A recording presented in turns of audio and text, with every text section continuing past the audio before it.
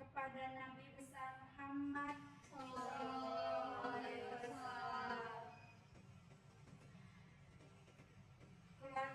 keluarga, para sahabat dan seluruh umat beliau hingga akhir zaman.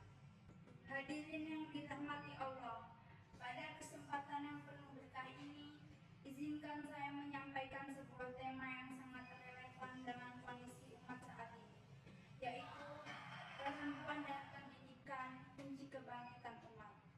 Sebuah tema besar yang bukan hanya menyentuh sisi sosial, tetapi juga spiritual, moral, dan peradaban Islam itu sendiri.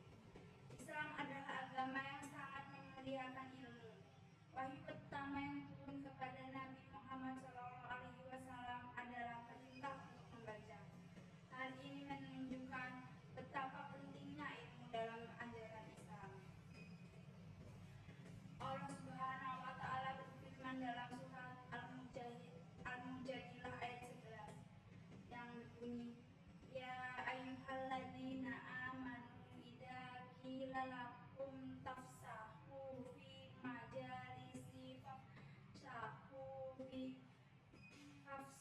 yafsahullahu lakum wa idza qila sayuwa fantahu fa'illahul ladzina amanu malakum walladzina utul ilma dirjat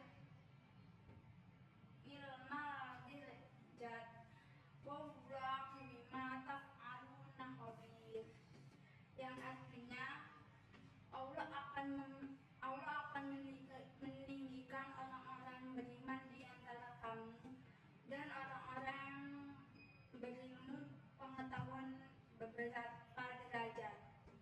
Quran surat Al-Mujadilah ayat 11. Begitu juga dalam hadis Nabi Muhammad SAW yang berbunyi,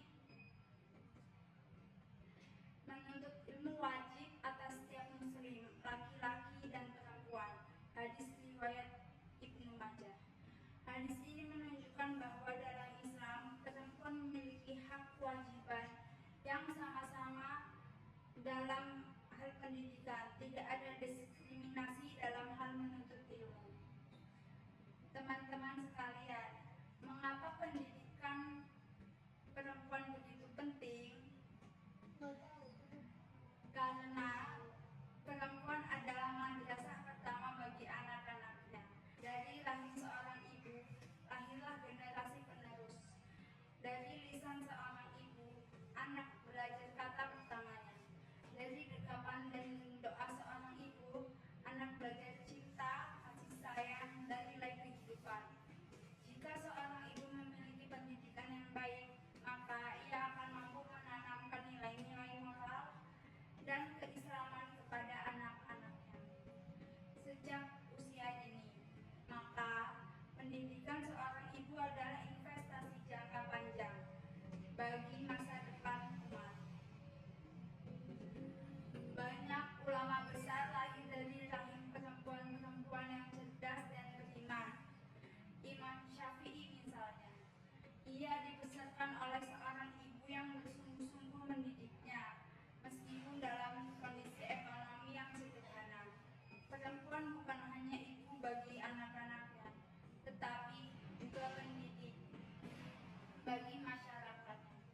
Ketika seseorang perempuan terdidik dengan baik, ia akan menyebarkan nilai-nilai kebaikan, tidak hanya di rumah, tetapi juga di lingkungan sekitar. Perempuan yang berilmu akan mampu membimbing anak dan suami dalam ibadah dan akhlak, menjadi pendamping hidup yang cerdas dan kritis, berkontribusi dalam dunia pendidikan, sosial, dan dakwah secara luas. Kita dapat menengok